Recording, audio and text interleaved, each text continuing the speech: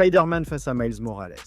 Ce sont deux des héros de rue les plus puissants de Marvel et Miles ne cesse de devenir de plus en plus puissant.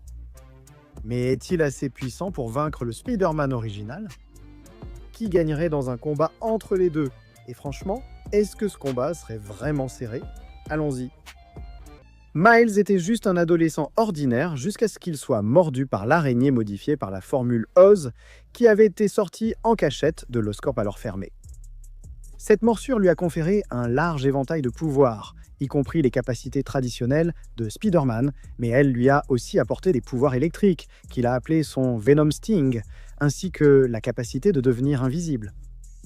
Miles allait ensuite servir comme Spider-Man de son univers pendant des années.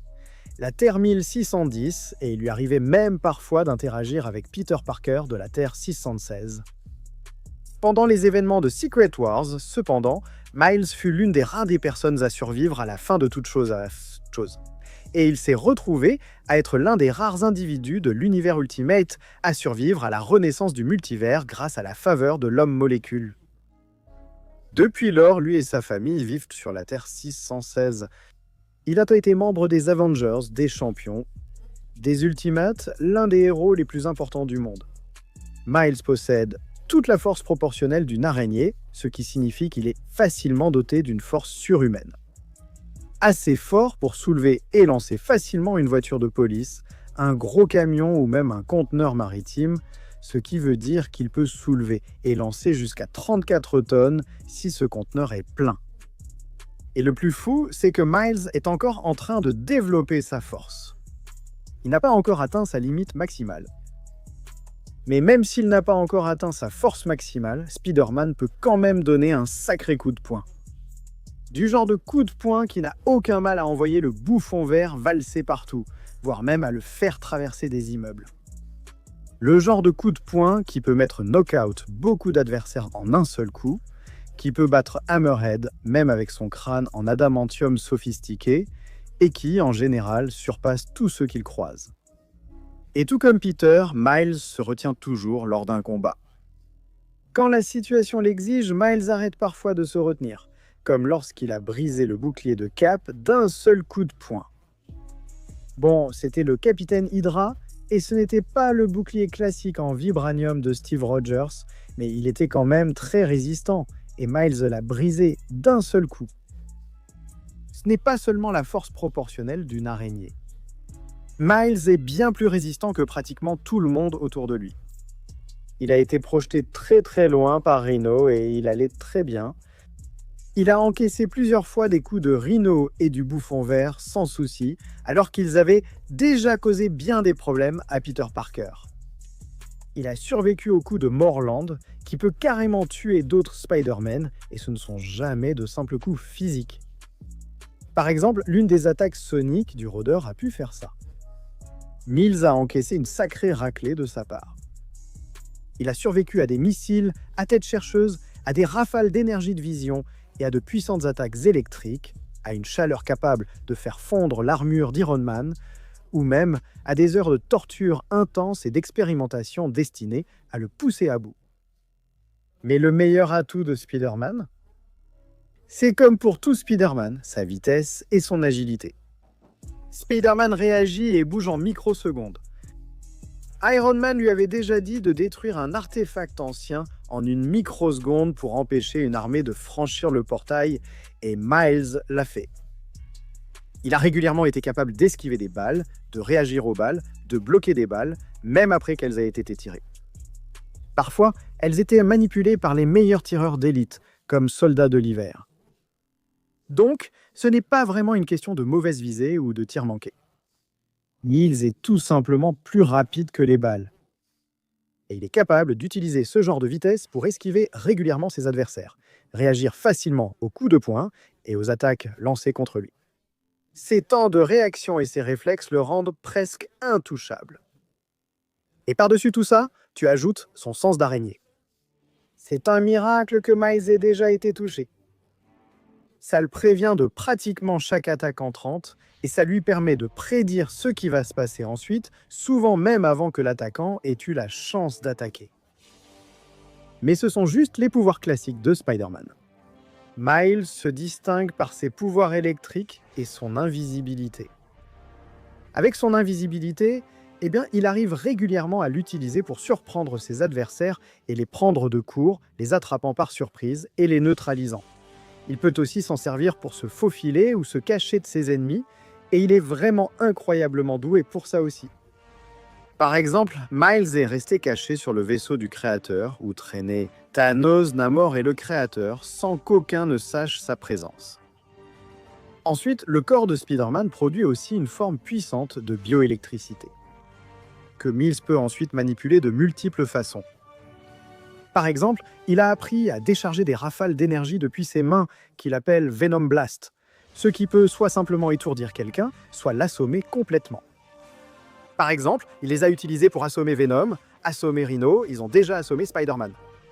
Il a même réussi, d'une manière ou d'une autre, à assommer Fin Fang Foom, un gnoll blessé. Il lance des dards de venin en décharge d'énergie. Il les utilise souvent pour renforcer et rendre ses coups de poing plus puissants. L'homme araignée peut aussi effectuer une méga décharge de venin. C'est là qu'il libère une puissante décharge d'énergie depuis tout son corps, détruisant la majeure partie de la zone autour de lui, et il peut l'utiliser pour éliminer tout un groupe d'ennemis.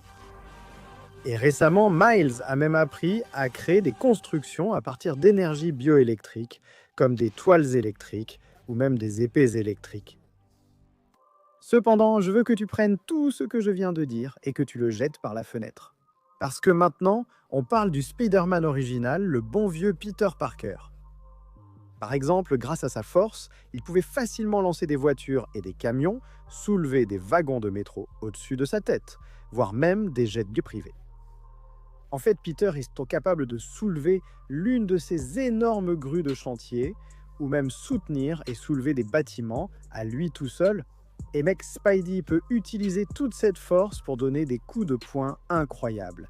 Il a réussi à se battre contre certains de ses ennemis les plus coriaces, comme Venom, Rhino, Electro, et les envoyer valser à travers des immeubles d'un seul coup de poing. C'est tout à fait normal pour lui. D'un côté, Peter peut assommer un gars avec juste un doigt. Et d'un autre côté, il peut vraiment blesser Hulk. Aucun doute là-dessus, Spider-Man est incroyablement fort. Il est aussi incroyablement résistant. Spider-Man a encaissé des coups de Fléau, Hulk, Apocalypse, Hercule et Gladiateur, et il s'en est très bien sorti. Spider-Man se repose en fait en laissant des gens normaux le frapper. C'est à quel point il est résistant. Il a encaissé la foudre de Thor, plus de 100 000 volts d'électricité, et d'accord, il a encaissé des grenades à bout portant, il a pris des rafales et des attaques de différentes armures d'Iron Man. Spidey a même survécu à l'explosion d'un missile Scud juste au-dessus de lui. Il s'est presque remis aussitôt des attaques d'Iron Fist. Spider-Man est aussi presque immunisé aux toxines ou attaques chimiques, car son corps les filtre instantanément. Son corps a résisté à assez de toxines pour détruire une ville. Et enfin, Spider-Man est vraiment l'un des personnages les plus rapides et les plus agiles de tous les comics. Il se déplace plus vite que l'œil, n'apparaissant qu'en silhouette floue, même pour des combattants expérimentés.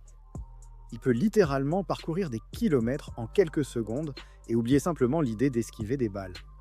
Ce genre de choses est bien trop facile pour Spider-Man à ce stade. Il esquive carrément la foudre et les décharges d'énergie.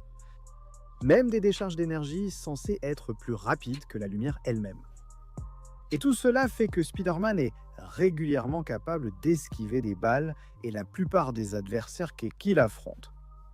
Même face à des adversaires comme Black Panther, Daredevil ou d'autres maîtres en arts martiaux, même s'ils sont peut-être plus doués que Peter, Spider-Man est tout simplement tellement plus rapide qu'il va quand même réussir à placer ses coups.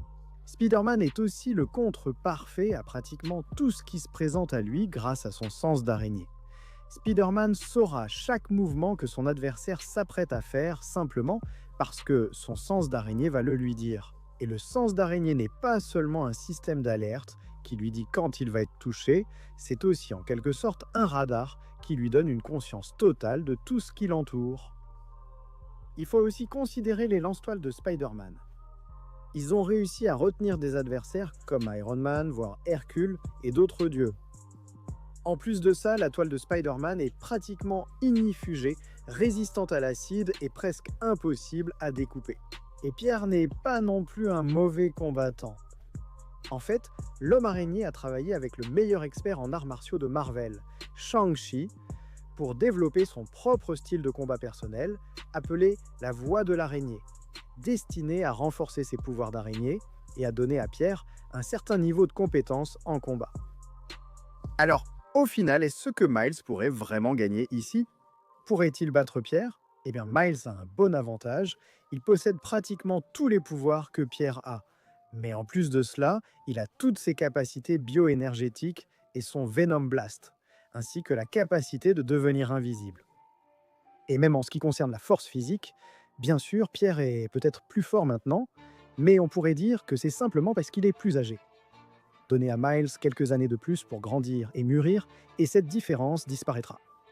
Nous avons déjà vu que Miles est à peu près aussi fort que Pierre l'était. Quand il avait l'âge de Miles, c'est pareil pour l'expérience. Bien sûr, Peter a beaucoup plus d'années d'expérience dans tout ce qui concerne l'héroïsme. Mais encore une fois, donnez quelques années de plus à Miles et cela pourrait ne plus faire de différence. Mais bien sûr, Miles n'en est pas encore tout à fait là et il ne faut vraiment pas sous-estimer la force physique de Peter.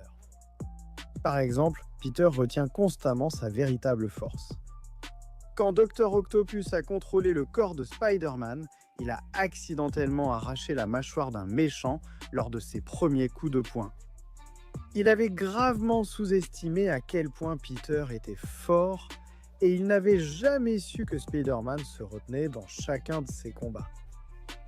En plus de cela, lorsque la fille de Peter Parker a voyagé dans le passé pour voir son père à son apogée, eh bien la seule chose qui l'a vraiment choqué, ce n'était pas seulement qu'il était très fort, mais aussi qu'il était très rapide, ce qui est en fait une combinaison rare chez Marvel. D'habitude, les personnages les plus forts ont tendance à être lourds et plus lents comparés à leurs homologues plus rapides et agiles, mais pas Spider-Man. Même s'il n'est peut-être pas le plus rapide ni le plus fort, la meilleure façon de le dire, c'est qu'il est plus fort que tous ceux qui sont plus rapides que lui, et plus rapide que tous ceux qui sont plus forts que lui. Je ne plaisante même pas avec ça ici. Spider-Man est constamment plus rapide que presque tous ceux qui l'affrontent. Il est ici même capable de prendre de vitesse toute une équipe d'Avengers qui comprenait des gens comme Iron Man, Captain America, Blade et Captain Marvel. Donc ce gaz est incroyablement rapide, il est aussi incroyablement fort. Parce qu'encore une fois, quand Pierre arrête de retenir sa force, eh bien, on peut voir qu'il est vraiment l'un des hommes les plus forts de la planète. Ce gars est un vrai monstre. C'est juste qu'il retient constamment sa force dans pratiquement tous les combats auxquels il participe. Pierre a clairement l'avantage sur Miles dans un domaine, l'intelligence. Bien sûr, parfois Miles est présenté comme assez intelligent, mais la plupart du temps, il est juste comme un gars ordinaire. Pendant ce temps, Pierre figure parmi les 10 personnes les plus intelligentes de l'univers Marvel. Il est souvent capable de surpasser ses adversaires, de trouver des solutions uniques aux problèmes, et il utilise les mathématiques et la science pour vaincre ses ennemis les plus puissants. Maintenant, quand on y pense. Oui, Miles pourrait un jour surpasser Pierre physiquement, il devient clairement plus puissant, c'est possible, et ses pouvoirs bioélectriques, ainsi que son invisibilité, lui donneront toujours un avantage lors d'un combat. Mais je ne pense pas qu'il deviendra vraiment meilleur que l'homme araignée. Tu vois, Pierre n'est pas actuellement le Spider-Man le plus fort, ce serait probablement l'araignée écarlate. Il n'est pas le plus rapide et il n'a pas le meilleur sens d'araignée, ce serait Silk. Il n'est peut-être pas le plus intelligent, ce serait égal au Spider-Man supérieur. Ce que Peter a, c'est le meilleur équilibre entre tous ses pouvoirs et ses capacités. C'est essentiellement ce qui fait de lui le meilleur des araignées, c'est pareil que dans la famille des chauves-souris, des Valamsouris. Nightwing est plus acrobatique que Batman. Red Hood est bien plus brutal et impitoyable que Batman. Tim Drake est le meilleur détective. Cassandra Cain est la meilleure combattante au corps à corps. Damian est même le meilleur guerrier et soldat. Mais aucun d'entre eux n'est vraiment meilleur que Batman. parce que même s'ils sont meilleurs que lui dans un domaine, Batman les surpasse dans tous les autres. Peter Parker est comme ça pour la famille des Spiders. Il y a peut-être des choses qu'il ne peut pas faire, mais il reste le meilleur d'entre eux. Pourtant, Miles devient de plus en plus puissant et développe de plus en plus de pouvoirs. Mais il ne va pas surpasser l'original de sitôt. Spider-Man sortirait toujours vainqueur ici, à chaque fois. Ce n'est même pas vraiment serré, mais qu'en pensez-vous? Dites-le nous dans les commentaires ci-dessous. Je sais que vous aurez des avis et ressentis sur celle-ci. Peut-être que vous êtes resté jusqu'ici et que vous avez regardé la vidéo jusqu'à la fin. C'est incroyable. Merci beaucoup de regarder et de nous soutenir. Et si vous voulez vous abonner, allez-y, vous verrez plus de vidéos comme celle-ci chaque semaine. Je vous retrouve à ce moment-là. Je vous retrouve la prochaine fois